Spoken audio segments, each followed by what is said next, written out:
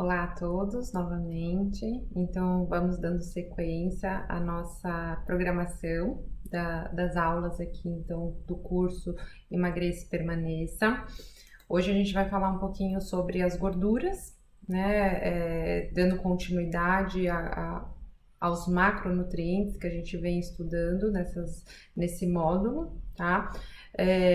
Já adianto que também é uma aula com bastante conteúdo, é uma aula com um conteúdo bastante denso, mas eu tento simplificar ao máximo, não trazendo termos técnicos para vocês, mas tentando abranger um pouco aí de um todo, né? De como cada nutriente age no nosso organismo, que a partir deste entendimento a gente consegue então fazer as nossas melhores escolhas, tá? Lembrando sempre que se vocês tiverem qualquer dúvida, não deixem de me escrever, tá certo? Então, dando continuidade aqui, introduzindo um pouquinho sobre as gorduras, já adianto que as gorduras elas não são as vilãs das nossas dietas, tá? Da nossa alimentação. Ela exerce um papel fundamental ao bom funcionamento do organismo, né? Ela tem participação na produção de hormônios, a gente vai ver um pouquinho mais para frente, então, a função das gorduras, mas ela faz parte ali também da composição dos nossos neurônios, então, um bom funcionamento ali do nosso cérebro, da nossa cognição, também tem gordura envolvida nesse processo, além de fazer o transporte aí das vitaminas lipossolúveis, né, que a gente viu lá na primeira aula desse módulo, tá? Então, as gorduras, elas se classificam em 3 grandes grupos, né?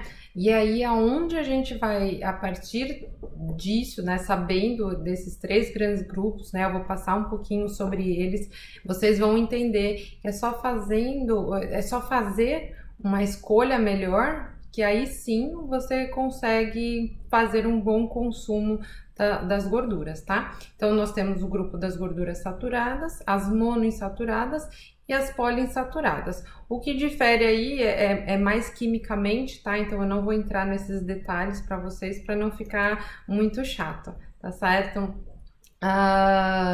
Então, falando um pouquinho também sobre o processo de digestão da gordura, ela começa no estômago, mas é muito pouquinho que a digestão é feita no estômago, né?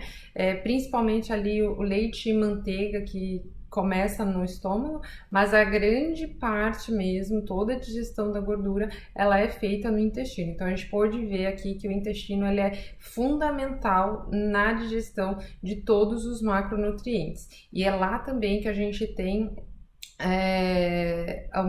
a grande absorção das vitaminas, dos minerais, assim como aí dos macronutrientes, então de carboidrato, gordura e proteína, tá? Então existem as enzimas do pâncreas e a bile, né, que ela é secretada pela vesícula biliar ali no nosso intestino. E dessa molécula grande de gordura, as enzimas elas fazem a digestão e que vai virar uma molécula pequenininha, que são os ácidos graxos, né? Que aí são eles que vão ser absorvidos, tá certo? Então, passando um pouquinho sobre o que é cada grupo, né? O que são esses grupos de gorduras. Então, as gorduras saturadas, elas são encontradas na sua grande maioria nos alimentos de origem animal, assim como a manteiga, o queijo, né? O queijo, leite e derivados, né? Leite, principalmente nos laticínios na sua forma integral, né? Quando a gente vai para a forma desnatada, ali já 0% de gordura, então na forma desnatada do leite e derivados, né? Leite, iogurte, queijos brancos, a quantidade de gordura é nula, tá? Então tem na carne vermelha, na gema do ovo também, tá? E apenas 2 alimentos de origem vegetal que possuem gorduras saturadas, que é a gordura do coco e do palmito. E na sua temperatura ambiente, elas são encontradas em formato sólido, por isso que quando eu não sei se vocês têm o costume de utilizar óleo de coco, mas o óleo de coco, quando o ambiente está muito quente, por exemplo, ele se encontra na forma líquida. Mas quando quando já está muito frio, né? Então, ali numa temperatura já de 15 graus, por exemplo, ele já está numa forma sólida, tá certo? E quais são então os malefícios de um consumo exagerado de gorduras saturadas, tá? Lembrando que aqui é quando a gente tem um excesso de consumo de gorduras saturadas. A gente come um pouquinho, vocês vão ver que um pouquinho de gordura saturada também não faz mal, tá? Até porque ela está intrínseca ali nos alimentos também. Então, os malefícios é o aumento do colesterol LDL, que é aquele colesterol ruim, tá? Então, com consequência disso, a gente tem um aumento do risco cardiovascular, um aumento para doenças cardiovasculares como infarto, insuficiência cardíaca, até AVC, né, derrame, né, os acidentes vasculares cerebrais. Então há um grande risco para essas doenças. As gorduras saturadas, elas diminuem a sensação de saciedade, né, porque elas acabam provocando uma inflamação numa região ali do cérebro que a gente fala que é o hipotálamo, modificando ali os nossos neurônios que controlam a fome e a saciedade. Então isso causa, ela acaba aumentando a sua fome, né? Vocês podem perceber que quando vocês comem lanches aí super gordurosos, que são ricos em gorduras saturadas, a gente logo sente fome, né? A gente fica ali cheio num determinado momento, mas logo a gente volta a sentir fome, tá? E isso em excesso, né? Então vocês imaginam isso a longo prazo, né? Como que o organismo se comporta a longo prazo num excesso de gordura saturada, né? Então a gente, além delas terem esses malefícios, diminuir essa sensação de saciedade, faz com que a gente consuma mais alimentos, normalmente alimentos de alta densidade calórica. Então, tudo isso resultando também ao ganho de peso, tá? Além do que as gorduras saturadas, elas também têm um acúmulo maior ali entre os órgãos, né? Então, no fígado, coração, ela começa a fazer depósitos maiores de gordura nessas regiões, tá? Eu destaquei ali o óleo de coco, vou falar um pouco sobre o óleo de coco e a manteiga especificamente como umas gorduras saturadas, porque elas não fazem só mal, né? Elas têm alguns benefícios envolvidos aí no consumo também desse tipo de gordura, tá? Então, o óleo de coco é sim uma gordura saturada, ela é extraída, né, ali do coco, obviamente não da água, mas ali da carne do coco, né, daquela parte branquinha do coco. Então, como eu falei, em dias muito quentes ela fica na forma líquida, e em dias muito frios a gente encontra esse óleo de coco, essa gordura do coco, numa forma mais sólida, tá? Então, quais são os benefícios do óleo de coco, né? Por que ele é tão falado, né? A gente ouve aí que é até um aliado no emagrecimento, mas a gente tem que ter cautela também em todas as informações que a gente escuta, tá? Mas o óleo de coco, ele é uma gordura saturada, mas ele é uma gordura pequena, né, que a gente chama, que é uma gordura de cadeia média, ela não tem uma estrutura muito grande. Então, o nosso fígado, ele absorve muito rápido essa gordura e utiliza como fonte de energia, não dando tempo aí com que a gente armazene, né, essa gordura. Então, a gente utiliza ela como fonte de energia rápida, então ela não é armazenada em forma de gordura. Ela aumenta também, ela fortalece o sistema imunológico pela presença do ácido láurico, né? Então ela tem um papel ali fundamental também no fortalecimento do nosso sistema imunológico. Aumenta a termogênese. E o que isso quer dizer, né? A termogênese, ela é como se fosse o aumento do nosso metabolismo, então ela faz com que o nosso metabolismo fique mais acelerado, e isso facilita a queima de gordura, né? Apesar de ser uma gordura, ela facilita com que essa gordura seja queimada, tá? Há ainda muita controvérsia sobre a questão da melhora do perfil lipídico. Alguns estudos apontam que há sim uma melhora ali há uma diminuição daquele colesterol ruim, do LDL, mas há outros estudos que apontam que a gordura do coco não tem esse benefício, tá? Então, eu coloquei esse ponto de interrogação, eu trouxe para vocês porque vocês vão ver isso em vários, né? Às vezes tem um site um pouco mais midiático que vai falar que melhora, mas quando a gente vai ler ali na literatura, há uma controvérsia muito grande. Então eu não aposto, né, que o óleo de coco consiga fazer essa mudança do perfil lipídico, né? Melhorar ali o nosso perfil lipídico, diminuindo o colesterol LDL. Mas ela tem uma função antioxidante por ser rico em vitamina E, tá? Então ela também ajuda ali a combater os radicais livres, que é o envelhecimento precoce das nossas células, tá? Então acaba tendo um efeito protetor ali para as doenças inflamatórias também, tá? Lembrando que a melhor versão a ser consumida é a versão extra virgem e com sabor, tá? Porque vocês vão encontrar no mercado a versão sem sabor e a versão virgem, né? Normalmente eles são um pouco mais baratos do que a versão extra virgem. Mas o que acontece é que quando você faz esse processo de retirada do sabor do óleo de coco, você está igual os grãos, né? Você está refinando este alimento, tirando ali vários dos seus nutrientes que são aqueles que vão trazer os benefícios, né? Então você diminui ali a vitamina E, você diminui o ácido láurico, então com isso você tira todos esses benefícios que vem junto do óleo de coco. Por isso que é importante consumir a versão extra virgem e com sabor, tá? O óleo de coco, ele dá sim um sabor quando você acrescenta em alguns alimentos, mas dependendo do que você vai preparar, é imperceptível esse sabor, tá bom? Então podem consumir. A não ser que você às vezes coloca ali num iogurte, então aí o iogurte até fica com um saborzinho de coco, nem precisando adoçar, por exemplo, aí o seu iogurte, tá certo? Então agora falando um pouquinho sobre a manteiga também, né, que é outra gordura que é saturada, né? Ela é proveniente da gordura do leite. Quando a gente lê ali no rótulo, ela tem uma composição muito grande de gordura saturada.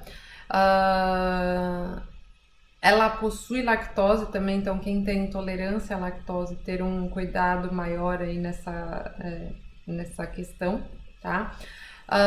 Mas a manteiga, apesar de ser uma gordura saturada, ela tem alguns benefícios também, tá? Ela é rica em CLA, que ela diminui que esse nutriente, né, faz com que haja uma diminuição na absorção de gordura pelo organismo. Então a gente acaba melhorando ali o nosso perfil lipídico também quando a gente consome. Não que ela faça com que a gente tenha, né, ela por si só não diminui o LDL. O que ela faz é diminuir a absorção de gordura, né? Então isso pode ser que você tenha uma menor produção ali de LDL, tá bom? Então é por este mecanismo.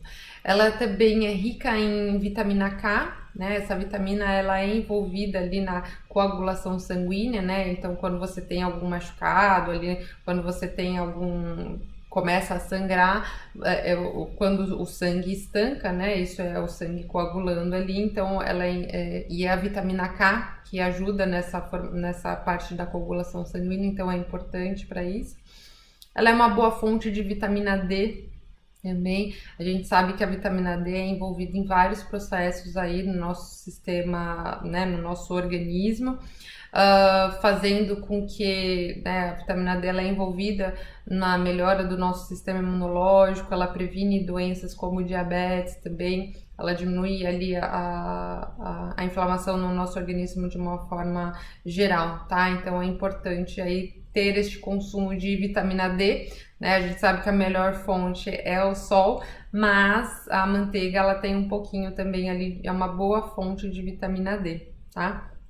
E a manteiga, apesar de ser gordura saturada ali que a gente viu, ela não eleva o risco de doenças cardiovasculares e de diabetes, tá? Muito relacionado então a esse mecanismo ali, né, desse nutriente que ela possui, que é o CLA, tá? Pela diminuição aí dessa absorção de gordura. Mas, né, não deixa de ser uma gordura, assim como o óleo de coco. Então, a gente tem que ter uma moderação no consumo desses alimentos.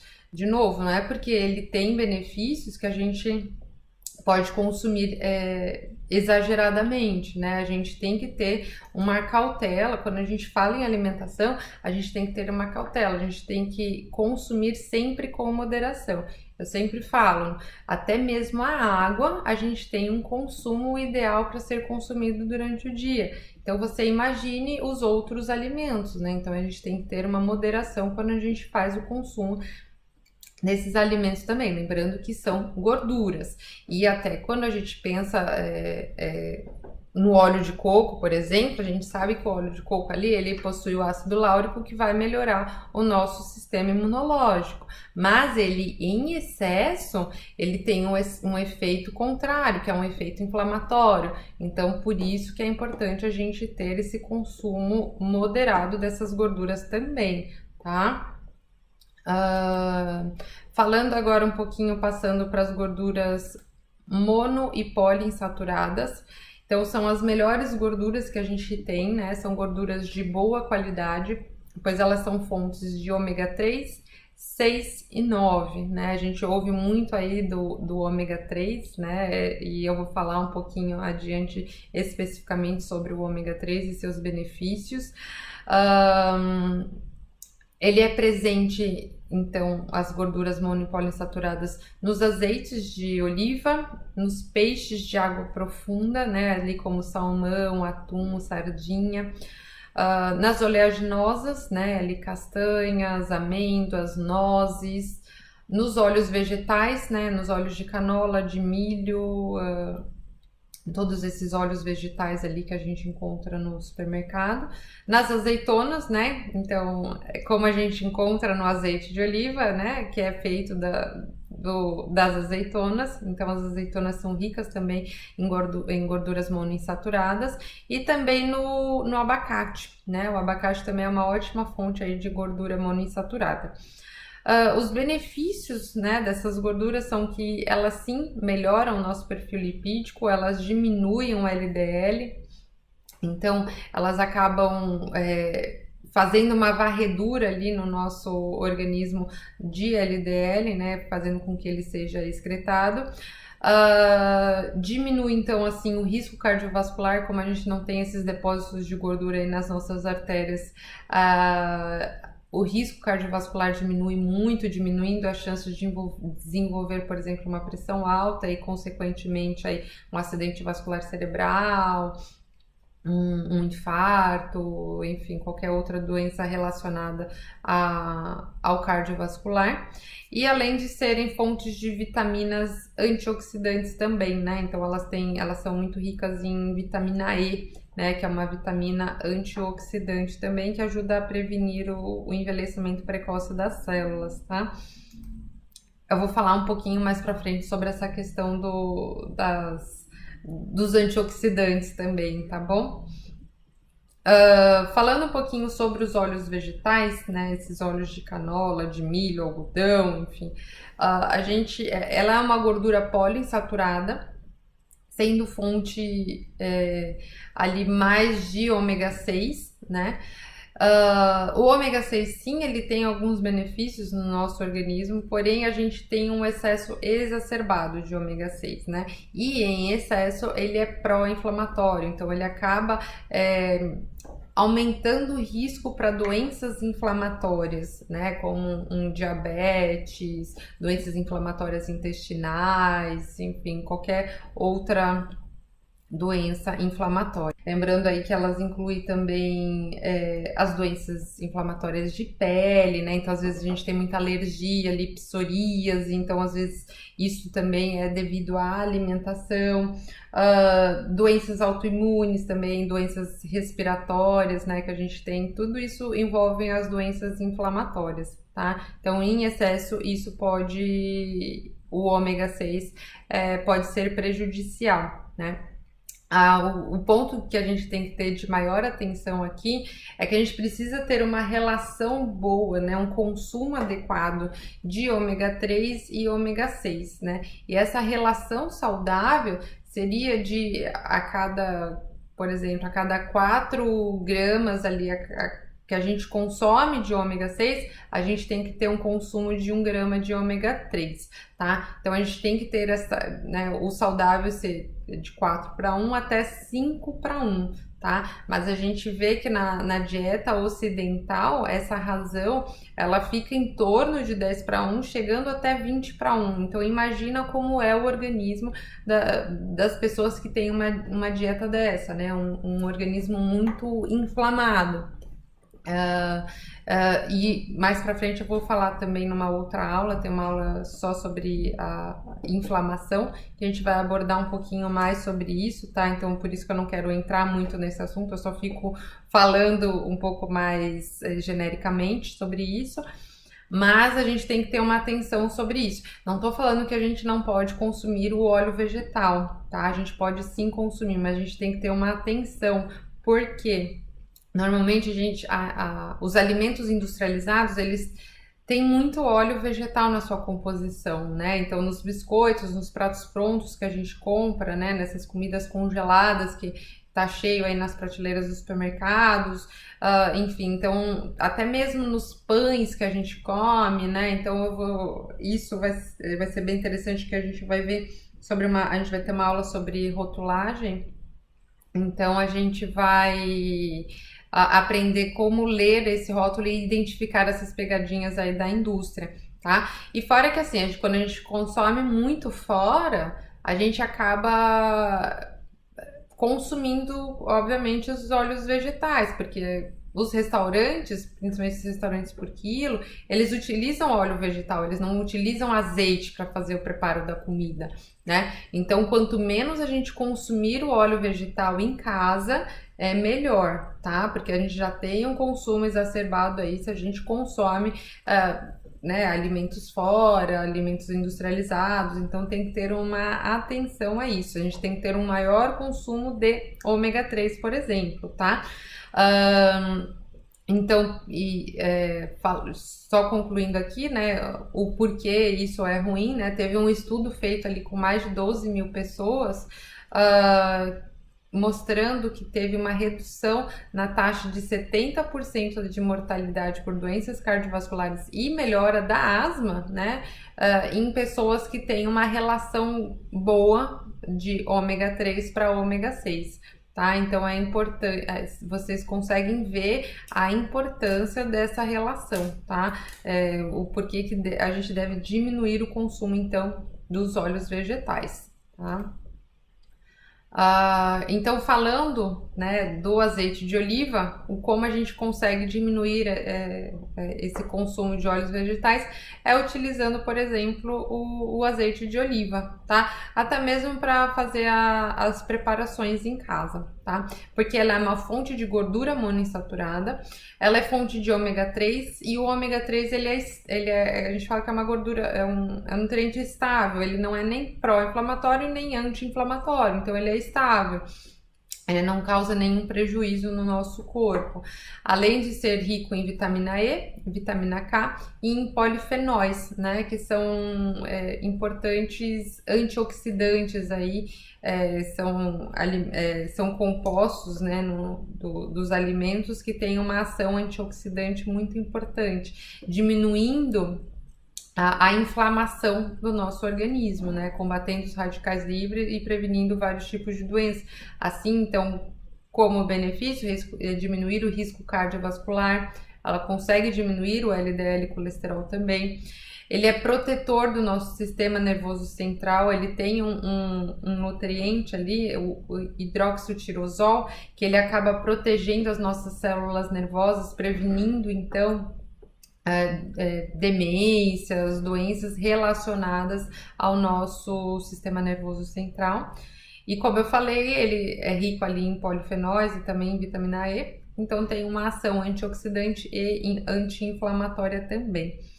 Lembrando que é sempre importante a gente preferir o azeite extra virgem, pois é a sua forma mais pura, né? Ele é menos refinado, né? Então ele não passa por nenhum processo de refinamento, mantendo todas as suas propriedades nutricionais, tá? O azeite virgem, ele é um pouco mais ácido, tá? Tem um sabor um pouco mais forte também, tá? Mas ele mantém também os seus nutrientes. Já o azeite refinado, ele tem baixíssimas propriedades antioxidantes, então ele é um azeite de baixa qualidade. Tem alguns ainda, vocês podem até encontrar no supermercado, que esses refinados eles até são misturados com óleo vegetal. Tá? Então a gente tem que ficar bem atento quando a gente vai comprar um azeite. Ele tem que ser único e exclusivo azeite de oliva, não pode ter nenhum óleo vegetal ali misturado. Quando você compra um azeite que tá lá na embalagem azeite de oliva, mas é muito baratinho, desconfie, pode ser que ele seja misturado, tá bom?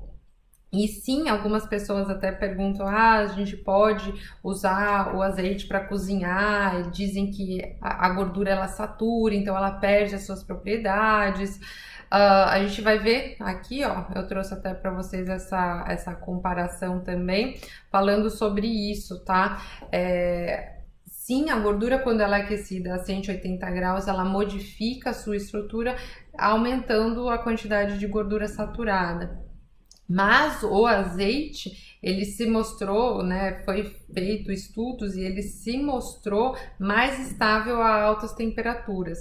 Ele diminui sim as suas propriedades antioxidantes, porém, quando a gente compara com os óleos vegetais, ele possui propriedades antioxidantes maiores após o aquecimento. Tá? Já os óleos vegetais, eles quando aquecidos, além de perderem todas as suas propriedades ali antioxidantes, suas vitaminas que tem, ele produz compostos tóxicos, né, os aldeídos, além de formar mais gordura trans, né? E a gordura trans, a gente vai ver mais pra frente também, que ela é uma gordura que é muito prejudicial ao nosso organismo. Ela favorece o depósito de gorduras ali nas artérias e nos nossos órgãos, tá? Então, quando for cozinhar, prefira sempre utilizar o azeite. Pode ser o azeite virgem, que é um azeite um pouquinho mais barato do que o extra virgem, tá? Porque ainda assim a gente tem bastante propriedade antioxidante nesse azeite.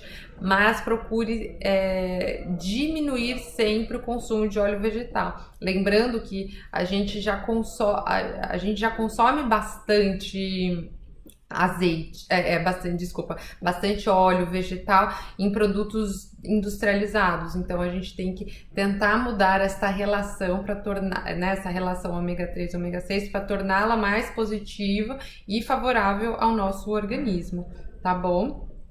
Então aqui a dica que eu dou para vocês é sempre preferir o azeite virgem ali para cozinhar, ou extra virgem, né, se vocês preferirem, mas eu prefiro deixar o extra virgem para consumir ele cru, né, por exemplo, ali colocar na salada, tá bom?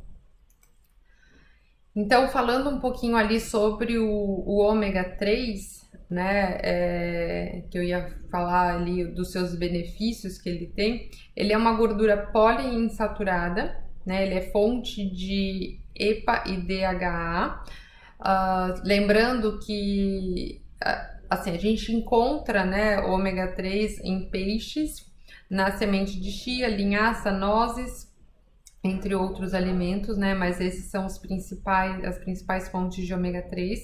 Mas o DHA, ele é só encontrado nos peixes, tá? A gente não encontra o DHA no ômega 3 de origem vegetal, tá? E por que eu reforcei essa questão do DHA? Porque o DHA, ele tem uma proteção neurológica, né?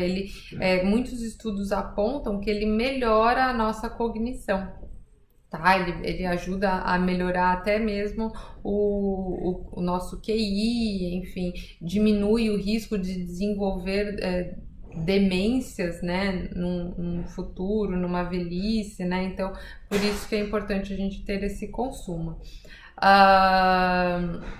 Além do que, o ômega 3 também ele melhora o nosso perfil lipídico, diminui a inflamação e diminuindo também o risco cardiovascular. Tá? Então essa é a importância aí do consumo de ômega 3, tá? E é super tranquilo a gente consumir ômega 3, basta, por exemplo, a gente acrescentar uma colher de sopa, por exemplo, de linhaça, isso a semente, tá? Não digo nem a farinha, a semente ela não oxida, né? Então ela não perde ali a concentração de ômega 3 da linhaça.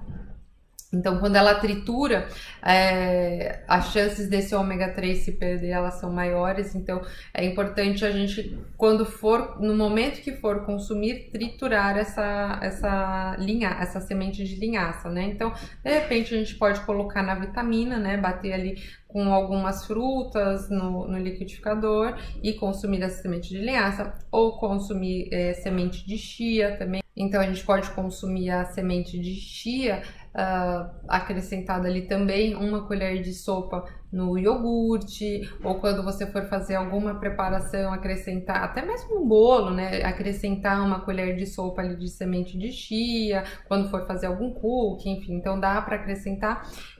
Ou com o consumo de peixes, né? Então, se a gente acrescenta mais peixes, né, no nosso dia a dia, na nossa semana, a gente consegue ter um consumo maior ali de ômega 3 também, tá? Então, agora falando um pouquinho sobre as gorduras trans, a gordura trans, diferentemente das outras, né, tanto da saturada, quanto a mono e a poliinsaturada, ela é uma gordura que é artificial, ela não é uma gordura natural dos alimentos, tá? A não ser ali do leite integral e das carnes gordurosas, porque como ela faz parte ali do rumen dos animais, né, daquele processo de ruminação que os animais têm e acabam produzindo a gordura trans, né, mas isso é natural. A maior parte ali da gordura trans que a gente conhece hoje, ela foi uma gordura criada pela indústria, ela foi uma gordura ali criada acidentalmente, né, a partir do processo de hidrogenação dos óleos vegetais, e acrescentando nos alimentos, a indústria percebeu que isso aumentava tanto o sabor, o tempo de prateleira desses alimentos, né, então a validade era mais estendida, melhorava a aparência e a consistência desses alimentos, tá? Só que essas gorduras, para a indústria, ela trouxe muitos benefícios, porém para o nosso organismo ela faz muito mal, né? Se vocês perceberem, a gordura trans é uma gordura que não existe fungo, bactéria que queira, né? Se a gente deixar, por exemplo, um pote de margarina, que é uma gordura trans, se a gente deixar esse pote de margarina em cima da pia, por exemplo, ela não apodrece. Diferentemente da manteiga, né? A gente consegue deixar até alguns dias a manteiga fora da geladeira, mas se ela fica muito tempo lá ad eterno, ela vai sim estragar. Mas a margarina não acontece esse processo de putrefação, né? Ali de estragar mesmo o alimento. Então, só por isso, né, a gente consegue perceber o quão ruim é a ingestão de uma gordura dessa, né? Tem até alguns filmes ali, alguns documentários, na verdade, que mostram alguns lanches, né, dessas redes de fast food, que se deixados ali a longo tempo, né, fora ali, esperando acontecer ali o apodrecimento desse alimento por fungos e bactérias, quando deixados ali, eles não estragam, né? Isso por um longo período. Eles demoram para começar a estragar, justamente porque eles são ricos em gorduras trans, né? E o que ela causa no nosso organismo? ela aumenta o nosso LDL, que é o colesterol ruim, e em contrapartida, não só isso, ela diminui o nosso colesterol bom, que é o HDL. O HDL, ele funciona como se fosse uma vassourinha no nosso organismo, né? Ele vai varrendo todo aquele LDL ali que tem depositado nas nossas artérias. Então, ele piora o nosso perfil lipídico, ele aumenta o risco de doenças cardiovasculares, tá? Até mesmo de pressão alta. Então a gente tem que ter assim um consumo mínimo, muito baixo de gordura trans, né? A recomendação que a gente tem é que ela não ultrapasse 2,2 gramas por dia, sendo que em uma colher de sopa de margarina ela já possui 2 gramas, né, de gordura trans. Né? Então é muito fácil a gente consumir a gordura trans no nosso dia se a gente não sabe, se a gente é enganado pela indústria, né? Muitas vezes não muito tempo atrás, né, foi associado que o consumo de margarina era melhor do que o de manteiga, e a indústria veio muito forte nisso, né, colocando que a margarina era saudável. A gente até encontra hoje em dia algumas margarinas que são ricas em polifenóis, que tem fitoesteróis, que tem vitamina E, que melhora ali a nossa inflamação. Mas a gente já sabe que isso não existe, né? Que ela é muito rica em gordura trans, que vai piorar o nosso perfil lipídico, piorando o risco cardiovascular. Tem até uma margarina, né? Uma marca específica que tem lá um coraçãozinho falando que vai melhorar, mas não, isso é tudo propaganda ali midiática da indústria para te enganar. Tá? Então, nesse caso, é melhor a gente consumir uma manteiga do que uma própria margarina. A gente viu que os benefícios da manteiga são infinitamente maiores do que de uma margarina que é rica em gordura trans. Tá?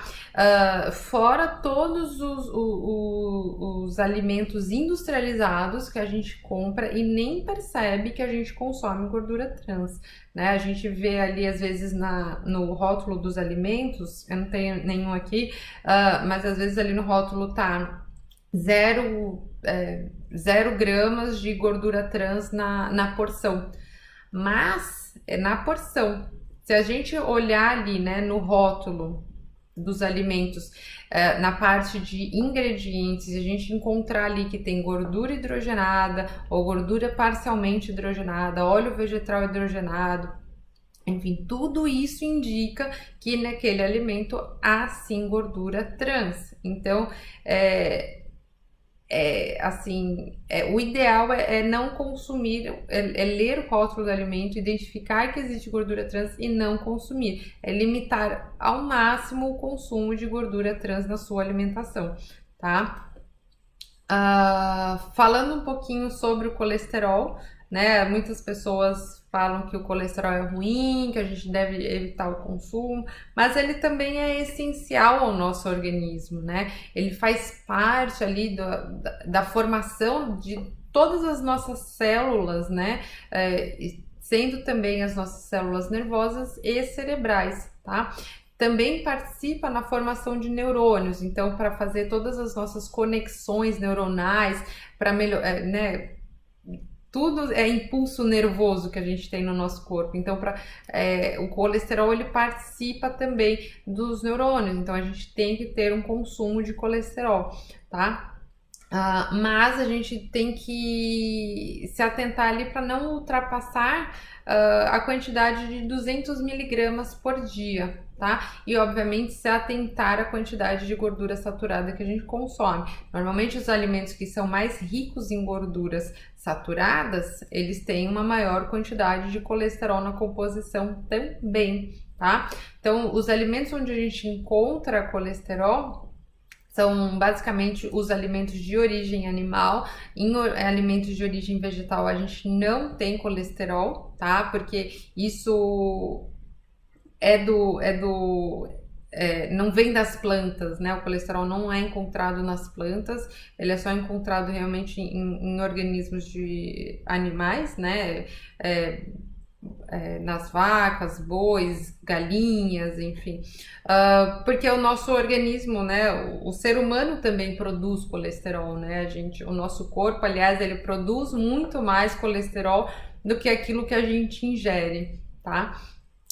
Então a gente encontra em ovos, carne vermelha, em miúdos, na manteiga também, nos queijos, no leite integral e no creme de leite, tá? Isso são alguns dos exemplos, tá? Então, algumas estratégias aí que a gente deve evitar para que a gente tenha um consumo exagerado de colesterol é evitar o consumo de frituras, né, onde a gente tem um aumento maior aí do colesterol. Então, por exemplo, a gente vai frita uma batata, frita uma mandioca, aquele alimento que não tinha colesterol ele acaba tendo, né? Nas tortas que tem muita manteiga, né, na sua composição, aquelas tortas que a gente fala que é de massa podre, né, igual essa que vocês estão vendo aqui na figura. Em biscoitos recheados, né, ali tem bastante colesterol também, não só colesterol, mas tem bastante... esses biscoitos, eles também são amanteigados, né, então além de ter colesterol, ele também tem a gordura trans, porque ele também tem a gordura hidrogenada ali para melhorar a consistência dos biscoitos, então são duas coisas ali que não são boas. E nos queijos mais amarelos, né? Quanto mais amarelo o queijo for, mais gorduroso ele é, mais gordura saturada e mais colesterol ele tem, tá? Então a gente tem que evitar o consumo desses alimentos, tá? Então eu tô falando que é evitar, não é nunca mais vou comer. Se a gente tem aliado ali uma alimentação rica em grãos integrais, em fibras, a gente viu que esses alimentos eles ajudam também a melhorar o perfil lipídico. Então, se a gente tem um consumo adequado ali, uma alimentação equilibrada, a gente também tem a gente consegue equilibrar esta balança aí, fazendo com que de vez em quando, por exemplo, quando a gente vai na casa de alguém, a gente possa sim consumir esses alimentos também, tá? Então é mais evitar, esses alimentos não devem fazer parte do nosso dia a dia, é isso que eu quero que fique claro para vocês, tá bom? Falando dos ovos, né, a gente o ovo ali ele já foi classificado como vilão, já foi classificado como bonzinho, enfim, então a gente fica aí com várias dúvidas em relação aos ovos, né? Mas lembrando que o ovo ele é fonte de proteína de alto valor biológico, ele tem sim um alto teor de colesterol, né? A gente vê ali que ele tem um pouco mais de 155 miligramas de colesterol. Mas ele também tem os benefícios, né? Ele é rico em vitamina E, rico em vitamina D, vitamina B12, em colina, vitamina A. Tem alguns compostos ali que é a luteína e a zeaxantina, que elas participam ali da saúde ocular, da saúde dos nossos olhos, prevenindo doenças degenerativas dos nossos olhos, uma catarata, por exemplo. Então, acaba tendo esse efeito protetor, sendo também que tem selênio, que é um antioxidante aí muito importante no nosso organismo também, tendo ação nos nossos radicais livres. Lembrando que o melhor, né, é sempre comprar o ovo de galinha caipira ou o orgânico, porque eles também têm uma quantidade de ômega 3. Tá? Então, sempre quando preferir, não precisa nem ser o orgânico, obviamente que ele seria melhor, mas não precisa ser o orgânico, né? O orgânico ele acaba sendo mais caro, mas um ovo de galinha caipira, ele, como a galinha ela fica ciscando ali em terreno num terreno grande, ela consegue ter uma maior diversificação na sua alimentação, consumindo uma maior quantidade de nutrientes e, obviamente, passando todos esses nutrientes para os ovos, tendo um ovo mais rico em vitaminas, né? Então, a gente consegue ter um ovo com uma qualidade nutricional melhor, tá? Uma estratégia que eu passo para vocês, né, é que assim, quando a gente faz um ovo mexido ou até uma omelete, um ovo frito, como a gente utiliza uma gordura para fazer esse ovo, então a gente aumenta ainda mais a quantidade de colesterol e gordura que possui nesse ovo já. Tá? Então, preferencialmente consumir o ovo cozido, né? Porque o ovo cozido não muda as suas propriedades nutricionais, ele se mantém da mesma forma, tá? O que a gente pode fazer também como uma estratégia aqui, quando for fritar o ovo, a gente pode, em vez de utilizar óleo, a gente pode fritar ele na água, tá? Ou a gente for fazer o ovo mexido ou fazer um omelete, acrescentar vegetais, né? Fazer um omelete ali, por exemplo, colocando um monte de vegetal, colocando brócolis, tomate, abobrinha, chuchu, enfim, a gente pode enriquecer essa preparação de ovo, melhorando então o seu perfil nutricional, tá bom?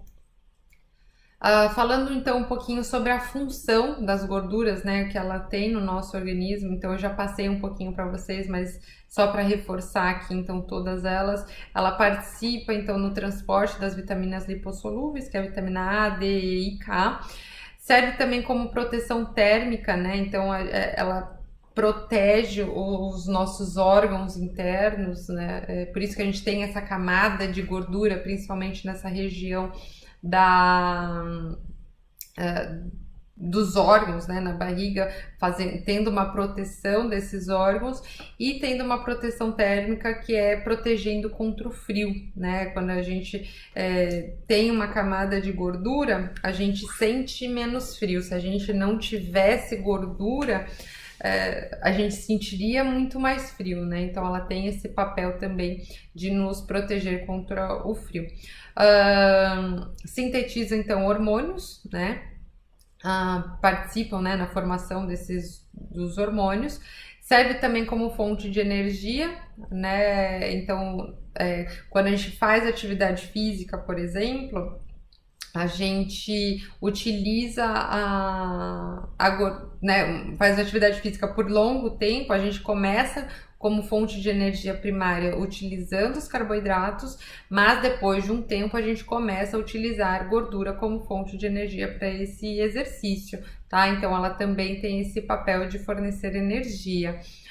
Participa na produção de ácidos biliares, que são esses ácidos biliares são os que vão digerir a própria gordura, né? Então, se a gente não tem gordura ali, a gente não consegue fabricar esses ácidos biliares, então a nossa digestão fica mais prejudicada.